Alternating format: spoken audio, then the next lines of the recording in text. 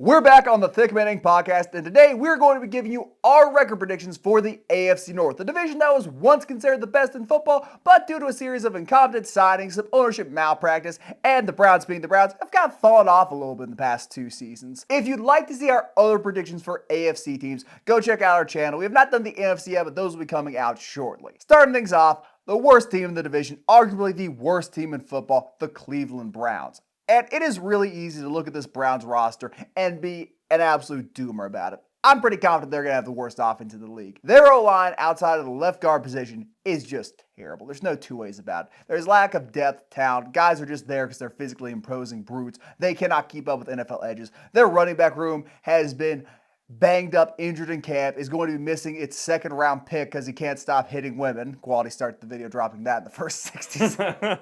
Their wide receiver room outside of Jerry Jeudy is abysmal. And the quarterback situation, even if you want to be optimistic about Dylan Gabriel or Shedeur Sanders, Shedur's already hurt. Dylan Gabriel looks terrible in training camp. Kenny Pickett's injured, so it's going to be old man Joe Flacco starting the season, coming off his worst year ever as a professional in Indianapolis, where he was playing in a much better offensive system, but just stunk. Their offense is going to be terrible.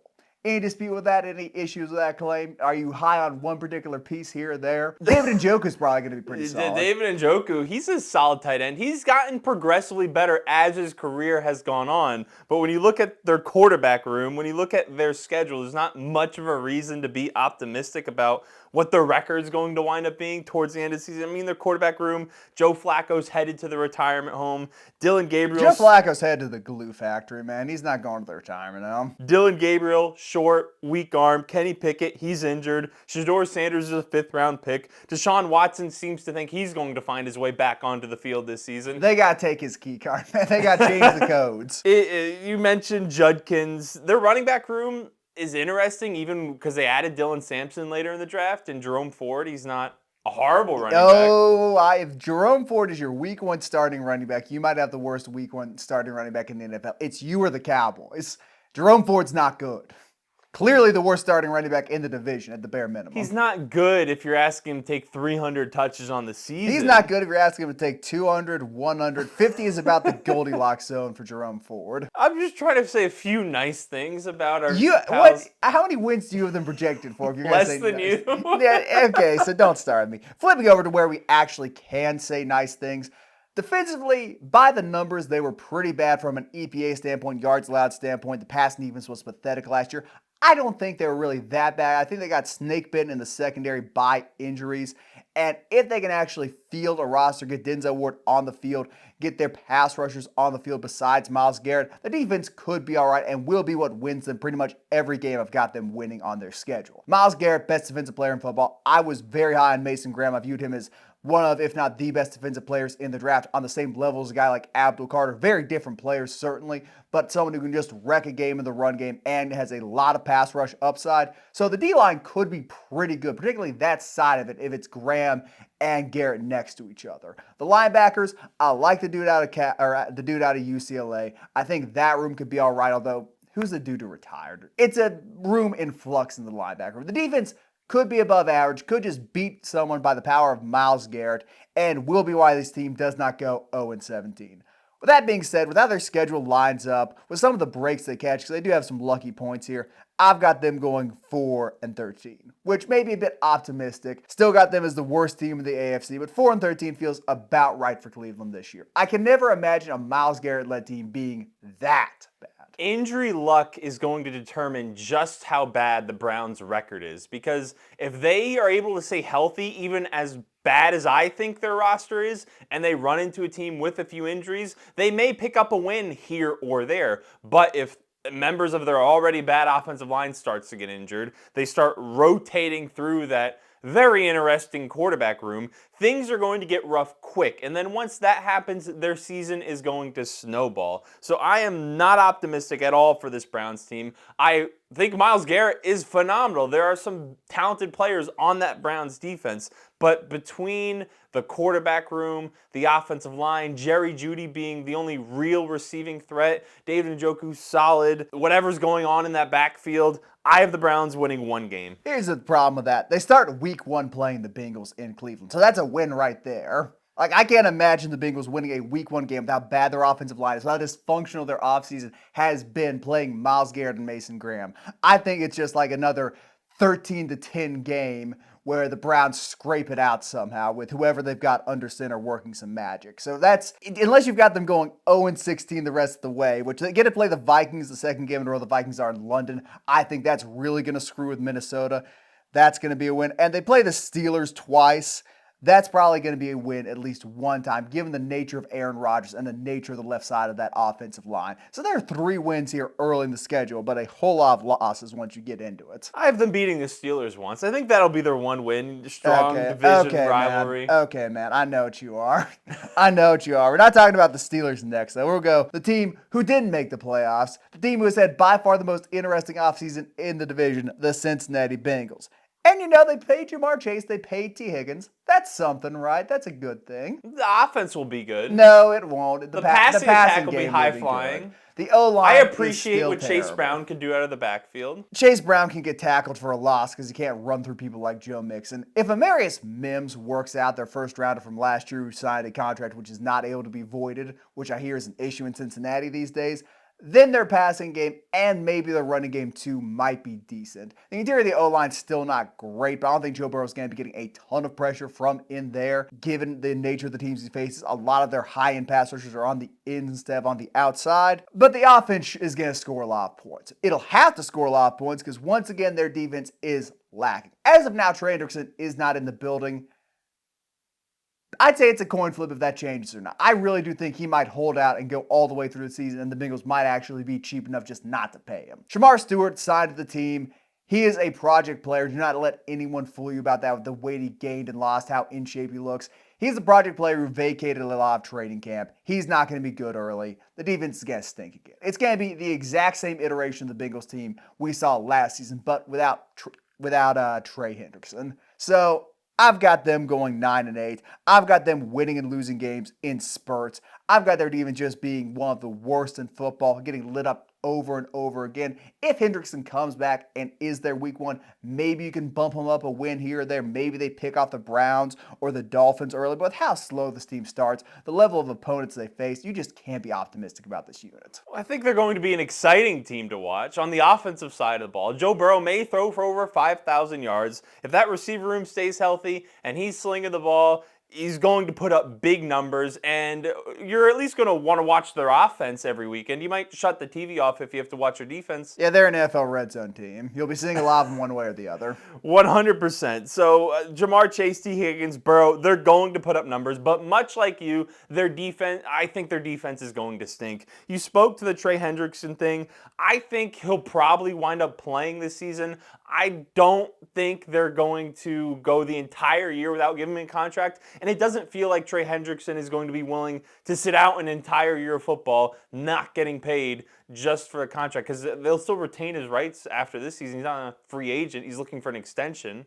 So he could sit out 2 more years and the Bengals could just keep not paying him. I'm pretty sure at some point there will be a grievance filed by the NFL, but I don't know, man. He might. The Bengals front office also has not done much to transform this defense that was so bad last year. I mean, they drafted Shamar Stewart in the first round, but as Isaiah said, he's a developmental pass rusher. He did not show in college he has some deep pass rush bag where you can maybe expect him to step right in right away, have 10 sacks as a rookie, and greatly affect the other team's quarterback. So he's going to have to learn that, acquire that skill in the NFL. He's missed pieces of training camp. And while they added Demetrius Knight in the second round, a linebacker to stabilize the middle of their defense, he's also going to have to step in as a rookie and replace what was an average starter in Jermaine Pratt. So there's a lot of lateral moves. If they really work out, yes, the defense could be a little bit better, but I don't think it's some drastic step in the right direction. The only way you can think the Bengals will be a significant player in the playoff picture during the regular season,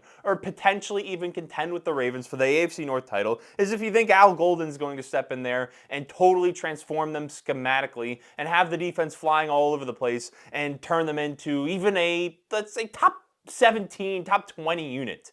I don't see that happening. Here's the area you can be positive about the Bengals defense. Myles Murphy did not record a ton of sacks. I think only 1 last year. got a lot of pressures, very low sack to pressure rate. So there is something there with that. That is not a wasted pick by any means. He could stand to start converting on some of those, but getting pressures is a good thing. Chris Jenkins has a tremendous amount of athletic upside. Didn't make a ton of progress in year 2, but conceivably, if he gets better, if he keeps progressing, and Stewart starts working out by the end of the year, now you've got a front 7 which can generate a pass rush, can put pressure on opposing teams in the run game. And if you're sneaking into the playoffs with that front 7 who is playing way above their position they were in the early part of the year, then you might be in business. The issue is going to be getting into the playoffs with how bad this defense seems to be. The other issue is Joe Burrow is a 2-time Comeback Player of the Year award winner, which is a ridiculous thing to say, but he is very injury prone. He still takes dumb sacks, and this O-line is not exactly some iron wall which is going to protect him play in and play out, particularly with his propensity to hold on to the ball and try and prolong plays and be a hero. If Joe Burrow gets hurt, this team is worse than the Browns, in my opinion. They're at the very least on pretty much the same level. All due respect to Jake Browning, but if you are rolling him or Desmond Ridder out there for a prolonged period of time, the Bengals will lose almost every game they're involved in with how weak their offensive line is, how weak their defense appears to be. So that's another thing. I could see people being really low in the Bengals just so they don't think Joe Burrow can string 2 healthy seasons in a row together, which why would you think that? He's been injured every other year, it feels like. Well, Jake Browning would at least have Jamar Chase and T. Higgins to throw the ball to. Yeah, so Jake Browning would that also makes being a quarterback a lot easier. Are we going to go with the Nick Mullins approach? That's like, yeah, he's going to throw for 400 yards, 3 touchdowns, and 5 picks. Is that some big upside here? And for the record, I have the Bengals going 10-7. However the math works out, they would be the 7 seed for me in the AFC. I do not have them as my 7 seed. The Pittsburgh Steelers are who I have got as my 7 seed. A wild card team last year, a wild card team this year. And conceptually, you can be opposed to the idea of Aaron Rodgers coming in. You can say he's washed, you can say he's bad, yada, yada, yada. I still kind of think he is better than Russell Wilson. I am pretty low on Russell Wilson, was low on him at the end of last season.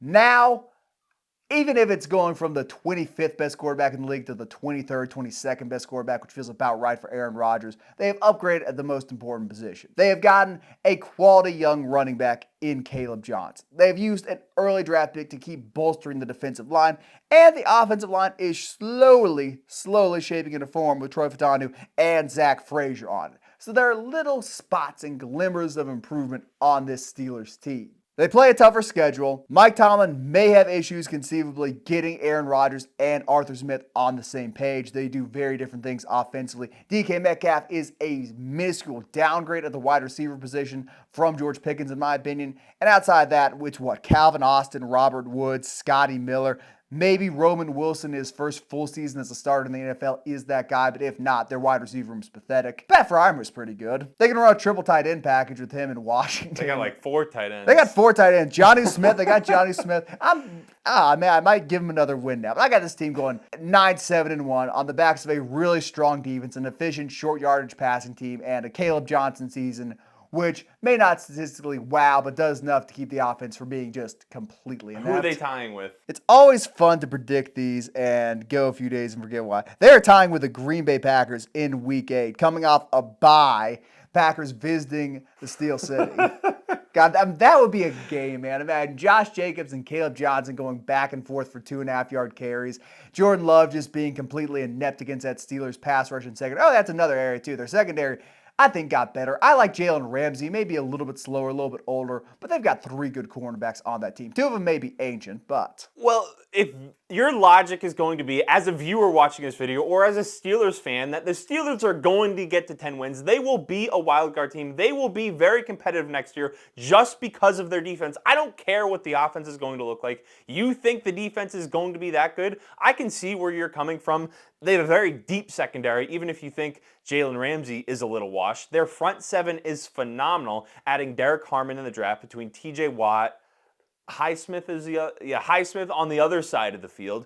Cameron Hayward is still playing. So there's a lot to like about the Steelers front 7. I think their defense with Mike Tomlin, he knows what he's doing, will be very good. A lot of potential there to be a top 10 unit. If they're really firing on all cylinders, they could be a top 5 unit. So I can see that. But where I just think it'll finally be the year that the Steelers go below 500 is I don't believe in the offense. I don't think the combination of Aaron Rodgers, Arthur Smith, 3 tight ends, DK Metcalf as the only good receiver, is going to lead to something that is going to compete with the other top dogs in the AFC, the top dogs in the NFL. I don't see the offense coming together. We saw what Aaron Rodgers was last season on the Jets. Wasn't great. People point to his stats. Oh, he was actually pretty good. His touchdown to interception ratio. That only happened because he was putting up numbers garbage time late in the season when the Jets here was already lost. So I'm not a believer in Aaron Rodgers. I'm not a believer in the pairing of Aaron Rodgers with Arthur Smith after DK Metcalf. Not a lot going on in the receiver room. So I have the Steelers going 7-10.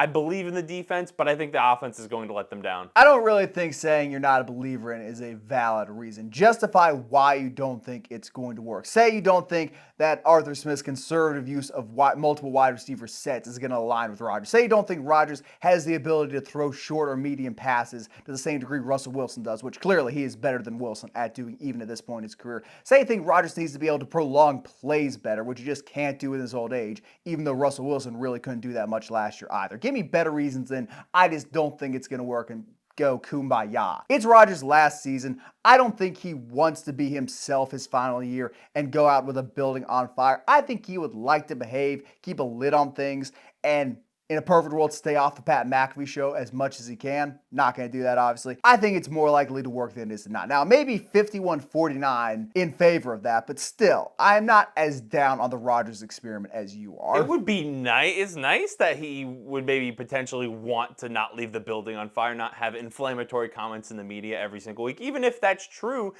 his body has been failing. He's slower than he used to be. The thing that made him so special when he was at the peak of his powers was his ability to extend the play, his ability to flick his wrist and throw the ball 60 yards downfield, and he just doesn't have that anymore. In fact, I have a Hail Mary clip from this season which would disagree with you. He can still throw that sucker a long way. The season hasn't started yet. Excuse me, from last season.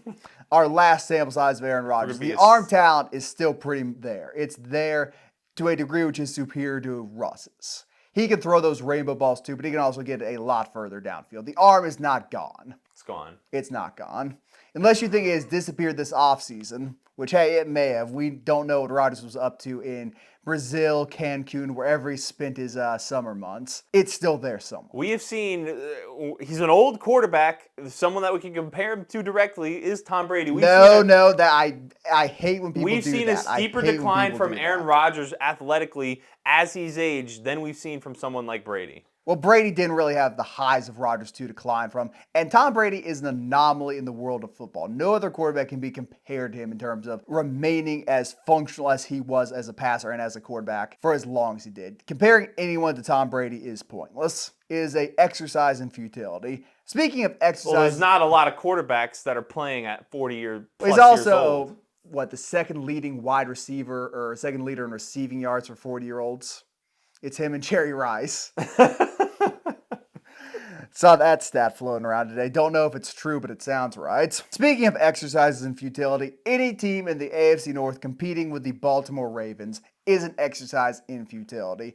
This team was good enough to be in the Super Bowl last year, was on par talent-wise with the Philadelphia Eagles roster, and for whatever reason didn't make it there, but upgraded in the offseason. You cannot really point to an area where this team got worse, in my opinion. Upgraded their secondary, upgraded their front seven, had great players, arguably the best players at their respective positions, fall to them in the draft, retain the players they needed to retain, and look. If this team doesn't finish as the 1 seed, something has gone wrong. Someone got hurt. Someone has butterfur fingers and has a 40% drop rate. Lamar's regressed greatly. Derrick Henry finally got hurt or is finally washed. Something has gone wrong if this is not the best team in the AFC. The talent is there. The O-line, the receiving room, even if you don't think they got a true number one, Zay Flowers, Rashad Bateman, and Diop is a pretty functional unit.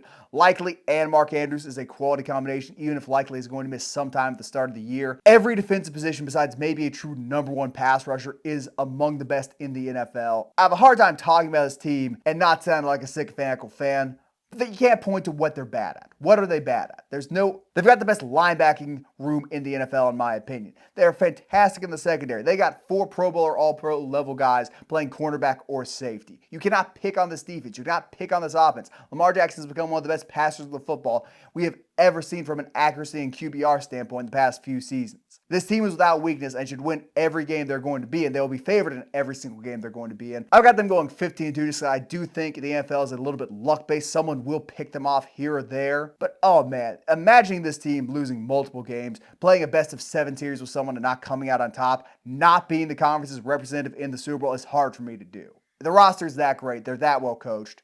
What could go wrong? Yeah, I lied in our AFC East video when I said the Bills could be the 1 seed in the NFL, because after going through the Ravens schedule, looking at their roster, I think the Ravens are going to be the best team, at least in the regular season, in the AFC, and their roster is 100% challenging the Eagles for the title of best roster in the NFL. And they're even great last year. On the offensive side of the ball, you're left questioning, how did they only win 12 games? They had a 1,900-yard rusher in Derrick Henry. They had Lamar Jackson, who was a 2-time MVP, have the best statistical year of his career. Rashad Bateman took a step. They had tight ends playing at a high level. Zay Flowers was a 1,000-yard receiver. Their offensive line was pretty solid. How did they only win 12 games? It was because of their defense, and their defense was struggling early to stop the pass. As the season progressed, they kind of fixed that issue. Heading into the playoffs, their defense was a lot better. And what has happened since then? They got Malachi Starks at the back end of the first round to pair him next to Kyle Hamilton,